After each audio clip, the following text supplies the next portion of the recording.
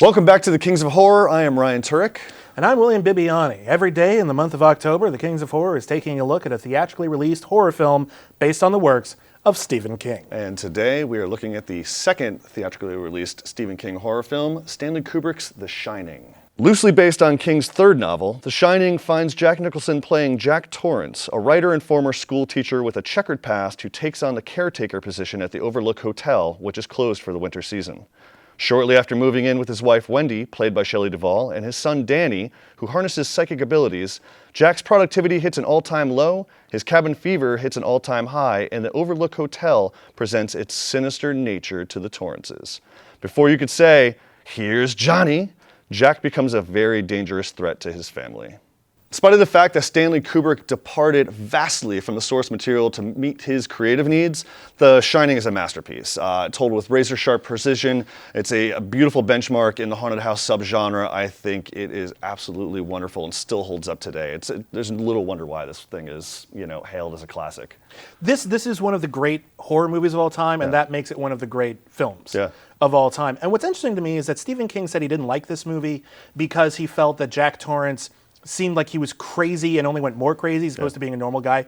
And I actually think that adds to this film's level of dread. From frame one, even though it's just sort of gliding over it's terrifying. Yeah. It's just, you just know that everything is off and wrong, and you get the impression that even if they didn't go to the Overlook Hotel, this family was destined for bad things to happen. Yeah, and yes, I mean, the minute you see Jack Nicholson, you go, there's a little ounce of crazy in there. But the problem is, it's Jack Nicholson. Yeah, he's Jack Nicholson, but the thing is they still punctuate his performance and his character with a lot of likable things. Mm-hmm. There's that grin that he has. I mean, and that comes with Jack Nicholson. Yeah. But there's a side of Jack Torrance that you're like, okay, he could be a nice guy. Mm-hmm. But I mean, it's just, the movie itself, I think that King has gone on the record complaining about how Kubrick departed from the material, and I'm actually rereading The Shining in anticipation of Dr. Sleep.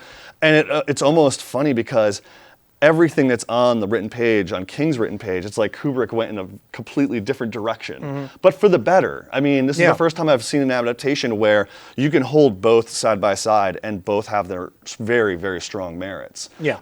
And Kubrick, I mean, just everything is so meticulous. He has this wonderful way of floating through the Overlook Hotel, like the hotel is watching the Torrance family. And what's fascinating is that the camera's always just a little too high. Yeah. You notice that? It always makes it look like really kind of ominous and looking down on everyone. And we didn't talk about Shelley Duvall, who is one of the great on-screen and off-screen victims in this movie. She's so sweet, and you just want to protect her. And she is so out of her element and so screwed.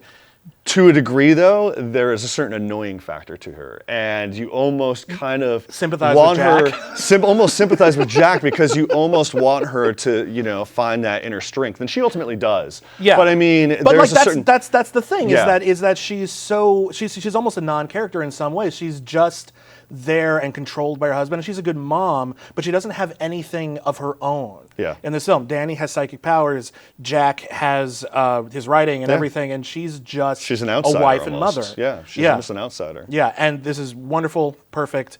I'm going to give this film a rating. Do it. The Shining is one of the greatest movies ever made. Whether or not it's a good adaptation, it's a 5 King movie all the way. I absolutely agree with Bibbs on this one. I think it stands on its own as a masterpiece of horror, and I give it 5 Kings as well. Come back tomorrow when Kings of Horror will tackle George Romero's Creepshow. Oh, Bibbs, I got meteor shit! Ah!